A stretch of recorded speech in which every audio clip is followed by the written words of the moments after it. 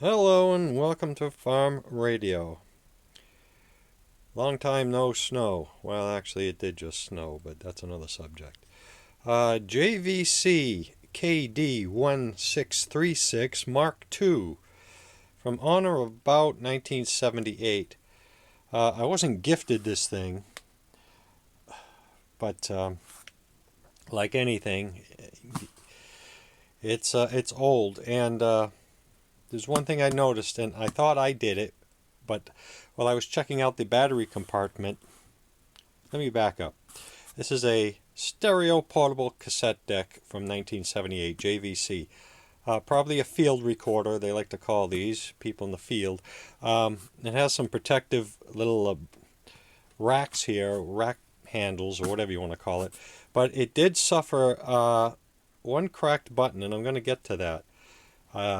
There was some soda or Coke or something spilled on it. As you can see, there's a little residue of that. And this was a previous repair. This was broke before, and what it did when the goop, soda, whatever you want to call it, got on this button, of course, it ate the glue that was holding it together. So I have the pieces. I'll show you, but I thought I broke it when I was inspecting the battery compartment because, of course, it runs on 12 volts, which is like 6D batteries, I believe, and 9 volts DC, 6D cells. But it has a 12 volt jack on the side. I'll have to look into that. So the battery compartment is clean, other than the foam decomposing. It's got AC and 12 volts in. I don't know what size jack that is, but it's got to be around 3mm. It's pretty big. Okay. The only other thing I did was I put some slight lubricant on the eject here because it was stuck. And again, it's cold in here, so it feels stuck again. But it's not really stuck. It does stick a little bit. We'll get to that. But the door's not broken. The heads look good. Capstan, pinch roller, etc. Other than just some cleaning, everything looks pretty good. So that's that. We did get the box for it with some remnants of the whatever was spilled on it that oozed into it. The only thing we don't have in the box, which I would have liked, and you would think it would have been protected from the styrofoam, which it was, but that was a previous repair. We got the manuals, and there's the spillage. I didn't look at the receipt here. Let's take a look. Maybe we have the receipt. There is one piece of information in here I like. I did not get the strap. The strap is not here. I would have liked to have the strap. Well, there it is. $369.95. The date is 79/5/11. I won't show the name so much, but Tape City, USA. So this probably came from wherever 733 was. Let's see, we got Louisiana. Boy, it's all Louisiana. What do you know? This thing's come a long way. Get any accessories with it down below here? No, just a check. How much tax do we have back then? Anyway, tax. $18.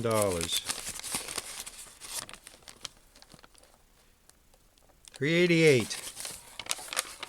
Rumor has it that it did go for $400. So we have the owner's manual.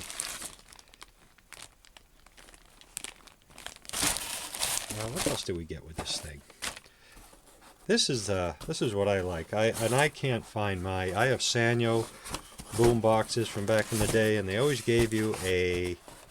These are just RCA patch cords in here, unused. But in here we have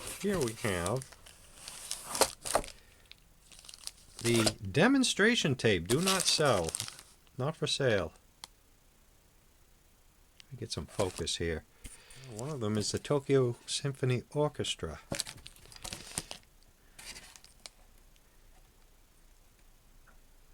Latin Rhythm Boys, Latin Orchestra, And the Tokyo Philharmonic.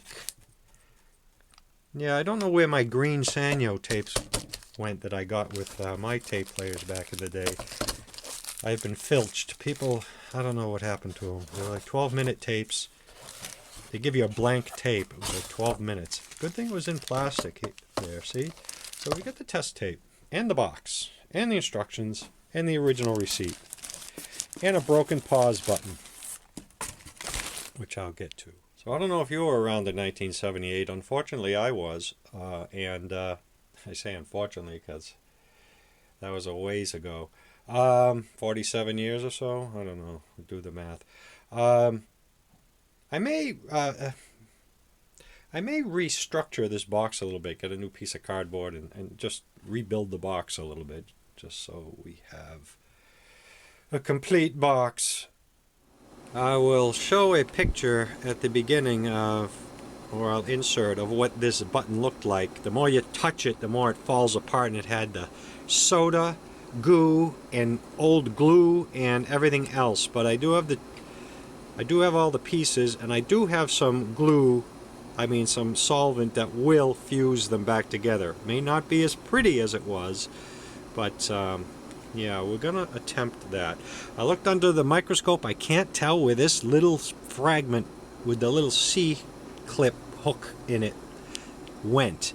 These buttons go together and it looks pretty good. So this came out of the center somewhere. It was attached to this little one when I washed it, or it was glued to it or something, but there you have it. I think what I'm going to try is to assemble this onto here, but that deck has to be completely disassembled to get the piano keys off, or whatever you want to call them. Complete disassembly. So I may just glue this to this, put it in a Ziploc, and stick it in the battery compartment for now. Okay, there it is. I put it on the stove. I did join the two. Some folks make a slurry out of it. That's what this stuff does. It does work well on this plastic. I still have that one piece. I don't know where it came from. I'll use it as filler. Let me get some focus here. You can't see it, but that's, I don't even want to touch it because it needs to set. So that's the, yeah, it's not going to be pretty. You can probably sand it down or something, but it's fused. It's fused. I don't want to get it close to the lens. I'm just gonna leave it here and let it do its thing. Just let it do its thing. So just to prove to some of those YouTubers, oh, use a zip tie, fix anything with a zip tie. I put that solvent on here and didn't touch it. There is some plastic. The solvent doesn't touch. But in the case of that button, as you can see on the brush here, it did make it all gooey. It works with only certain plastics. I don't know if this is model plastic or what this is, just a plastic solvent. But yeah, ABS or zip ties nylon maybe. You can't glue nylon. I do know that. ABS, polystyrene. Oh, there's all kinds. So here we are on another morning with our makeshift workshop, and what I'm gonna do here, the button, I did just put those pieces together and put it in the battery compartment for now, because I may take this assembly off. I don't know yet, but that's for another time. At least I know the glue holds. And while opening the battery compartment, they have foam lining around the edges, and the glue is all tacky. It's been sticky. It was difficult to get off the first time, and I made it okay. This time, when it let go, put a fracture, a hair crack in the cover. At least it didn't break in two. I did fuse that back together. Only I know it's there, but it's right here. A little, can't even tell, but yeah, it's like a, get some focus here. Right here. Why I don't like when you have to push this down a little to get it to go, and when you do, the tape on the sides here, the foam tape, is sticky, and then when it does let go, it fractured here a little bit, but like I say, it's been fused. It's not broken anymore. I'm not even doing it one-handed. You have to gingerly take this off. I don't want to damage it any further. Battery compartment is good, but that's where the other side of the button is. Now I'm going to flip this over again, not one-handed, and I have a dim bulb ready. I'm just going to dim bulb it up and see what it does. Reluctantly remove the battery cover. There's the foam, I'll call it, on the sides for the anti-vibration. And there's my little stress crack that I caused. Like I say, it's been fused, and you could tell by the sound that it was cracked, but it's no longer the issue because I used the same glue on that. So there we go.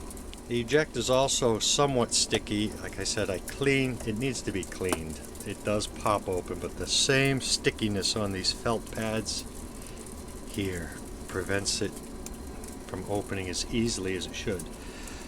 And some I've seen have even broken the door because of that, it seems. But yeah, okay. So I'm going to power this up. I'm going to hit play here. Maybe I'll hit fast forward for start. I don't know. No, let's go with play. And see what it does. Alright, that's it. It's running. Didn't suck a lot of... Let's see what we got for volume here. No crackle. Let's throw a tape in. The pinch roller should be cleaned. Alright, I've done some 409 on the heads there. I mean on the pinch roller. And these are our heads. I'll do with alcohol.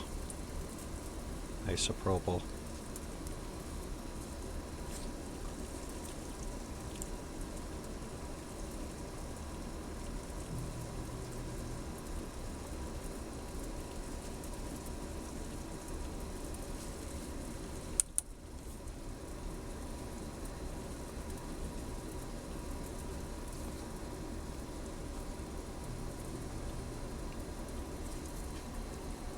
I personally do not use alcohol on pinch rollers any longer, so I've seen one crack right before my eyes.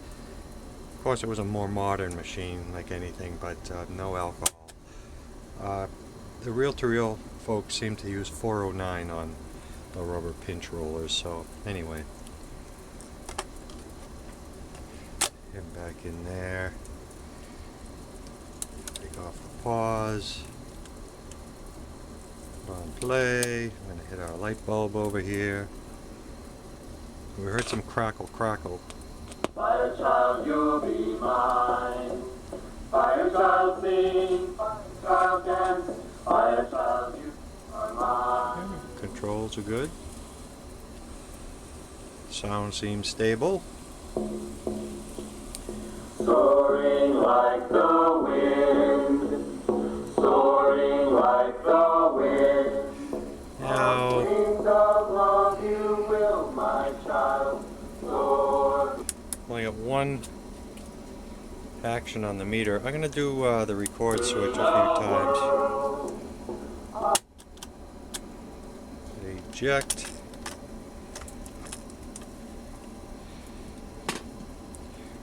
Quick, hit the release on the record button. Give us a few.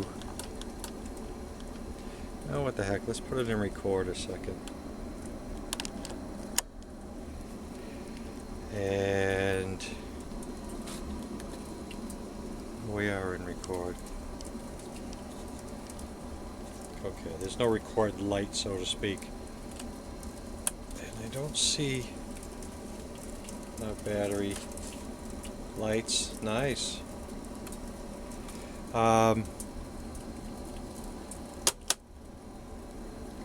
Just hammer on the record switch here a little bit. A few times. That switch is notorious. This will need full service. But this stuff being so old, it's the more you touch it, the more risk of damage occurs. And there we are. Look at a little peak meter. Lights. Soaring like the wind. Soaring like the wind. Fast forward. Yeah, no. like that. Rewind, no. So, yeah, more rubber. More rubber. Okay, baseline test pass. Yeah, see, there's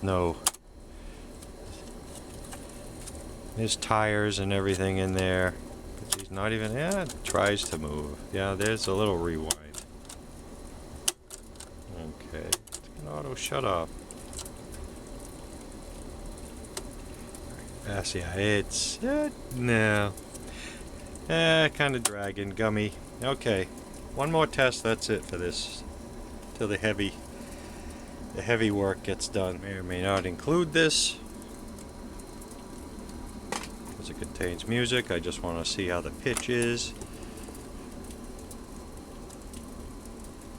Fast forward, anybody? No. Play, just play.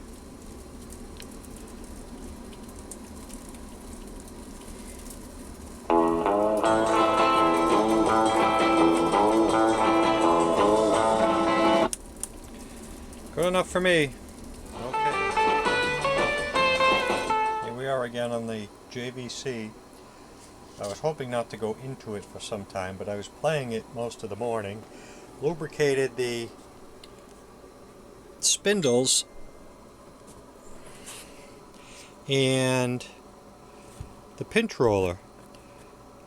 And it was playing fine and just stopped. I go, oh, it ate the tape. No, it didn't eat the tape, it just shut off. There is some movement. Amplifier's working, but yeah, I'm thinking the belt fell off or something. This was incredibly hard to get off, just like the battery cover, which I did not crack, but I despise taking off. Because again, it has this glued felt, which is more or less glued the cover together. But I used some phone tools here, non-marring spudgers, whatnot. Boy, there's more cracked plastic here. This here is cracked. And this one's not. I did not do that. Oh, I don't even want to go in here. There's our battery terminals. Let's take this off. Let's look at the deck here real quick. Yeah, no belt. Take note of how my battery connections are.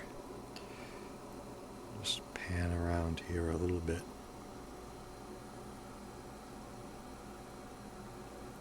Oh, too bad. Now we'll get a look at our button piano keys while we're here, maybe, but not today. And there she is. Should get some tweezers to pull that out of there. Actually, I may just want to see where it is in case it's wrapped around at pulleys or something that I may not figure out. I'll be optimistic, but I almost guarantee the belt for this does not come in the online cassette deck belt kit that I have, which I don't have much faith in, but we'll be optimistic. Here we are on the inside, kind of where I don't want to be, but yeah, typically there's a record switch I want to hit with some deoxit, but always something. Got to get under that capstan pulley to boy, you can clean the idlers for the fast forward and rewind. You know, once you're in here, you're in here. I just want to get in and out quick for today. Okay, there's our belt, and I know what I want to do. I want to take that bracket off, but that of course requires much disassembly, and I don't want to touch the adjustment there. That's the capstan for the play, how many thousandths of an inch it has here. I'm going to just try to not bend the bracket, but I'm just going to try to sneak the belt under there. I've been down here before. It's lifted a little and just sort of get that belt under that. And here's our belt kit off the interweb, and yeah, I don't think I'm going to have one of them that's going to fit. They look like $1 million on the ad. Look at all these belts you get, and none of them are going to fit. Well, I might get one to fit. I have other belts to try. Okay, there are some long ones in here, amazingly. I'm going to try this one. I've sized it up one-handed. It's kind of tough, but I'm going to try this one here. Got another package delivered from the same place the belts came from, but Let's see what's in here. Just I think some phono cartridges and some audio adapters. Okay, just use the spudger to gingerly tilt that, non-marring, flipped it, went right under.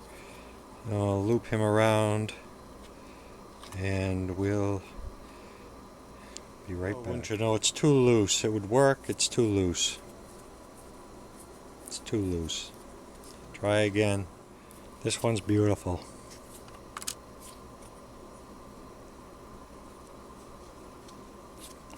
Beautiful. No flips.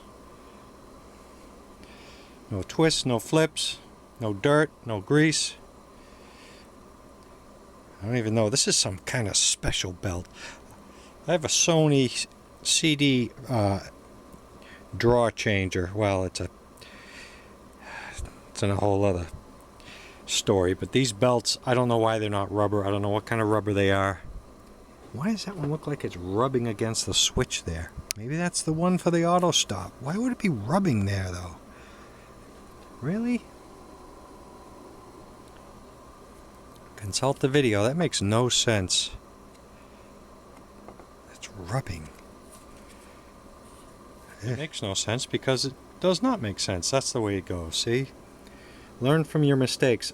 I'm going to clean that tire a little bit, and not with alcohol, and I'm going to hit the record switch right there. I'm not going to spray it. I'm just going to give it a drink. Okay. I'm not even going to think about gluing this button back. I'm using it the way it is. Look at this, still schmeg. Ugh. I'll have to wipe this. There's still whatever was spilled on it right there. I'll wipe that up. I'm trying to get in and out.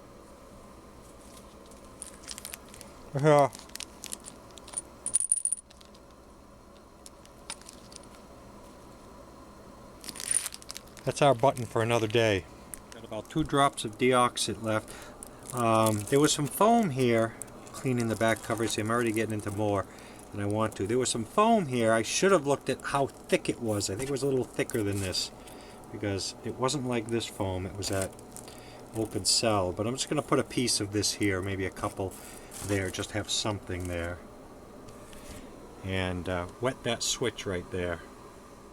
Well, I don't really know what that foam was for, but I doubled them up. It's the same width, and some foam is better than no foam. It's probably to keep the recording amplifier. I don't know, maybe something from vibrating. Only got a couple drops left here, and as I always do, I'm not going to spray. I'm just going to wet that phenolic in there. Don't worry, it'll absorb it like a sponge. I like to get a little more. I'm almost out. Oh, I can't do it one-handed. There, we got another. Oh, there goes my card. Give another drink there. Spilled my bottle, but there's nothing in it anyway. Let's get that out of there. Mark it a few times. I'd like to get some in the other end, but it'll get it. Maybe I can get one in the side there, off camera. Alright, I got some in there. It's plenty wet. I hate even moving this board. I'm not even going to tilt it up anymore. Check my belt here. I'm not on the switch. Everybody's good. No flips on those belts. That's straight. That's clean. That is the record switch. You want to make sure it's hitting it. It goes down, it goes in, so it's got to be on this side of it. It's got to be like that. Alright, let's put our shield back over here. We'll get in and out of this today. That's all I'm trying to do. Repairs are tough. It actually needs a restore. I'm not recapping anything or anything right now. It's just too many other projects on the burner. Other cap jobs are in the wings. More on that later. Alright, that's it. Back together, you. Final test. All the pitfalls here. I forgot the shield. I didn't forget, but we have to replace the shield with these little screws and lock washers. And here's another time pit. You lose one of those lock washers in this deck, are on the shop floor, and yeah, it'll be next week before you get back to this. Okay, we're gonna get this one in without dropping the lock washer and the screw. Okay, final inspection. I just wanted to get a look in there at those plastic buttons. But like I said, that'll require removal of this whole deck, which I'm not going to right now. Okay, final inspection. No flips on the belt, and the gummy belt, whatever you want to call it here, is not hitting the switch. Our record switch is wet, and we got our plate in with our 2 lock washers and our 2 screws. Trust me, you've been working on this stuff for 50 years. You get familiar with all the pitfalls, and there's no shortage of them in this stuff. Late 70s Japanese manufacture. Okay, I have to do this, get that record switch set up. So finding this stuff, I don't know if it's a blessing or a or the other thing I'm thinking of. You know, is it actually beneficial, or is it a it's a thorn in my side? But anyway, let's put the battery cover back. Got our 6 bolts. We didn't scratch the front. We didn't mess anything up. Let's throw the broken button back in for someday.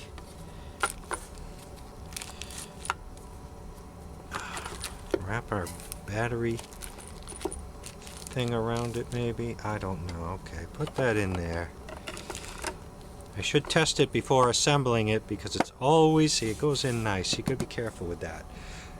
Alright, ready for testing. Okay, we do have spinach on the play and fast forward. I'm gonna have to do the Indian chanting here, so I don't get a copyright hit and go back before I go back to my regularly scheduled music program. I have a little setup here underneath. I have a little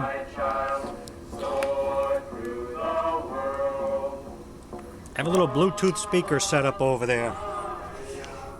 I just have a little Bluetooth transmitter hooked up to it. It does make some crusties out of the speaker. Let me pause this.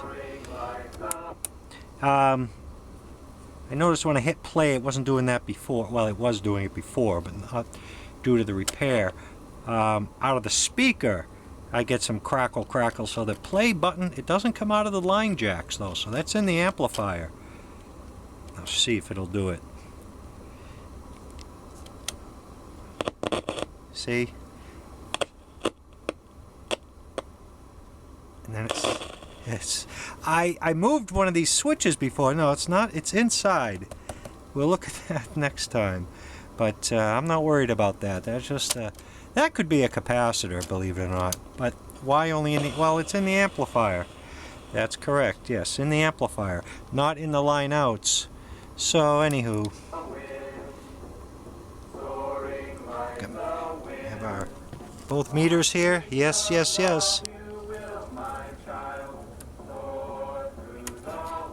I'm good. I am good. As we get ready for the next disaster, let's do a quick package opening here. I'm going to tell you what I ordered was.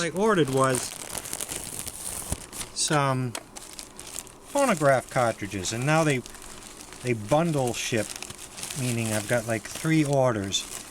And the way they advertise these is they put Audio-Technica needle, but then they'll say the cartridge is ATN. The needle is ATN. First item is O-rings. These are supposed to fit. I don't see what they fit. They're supposed to fit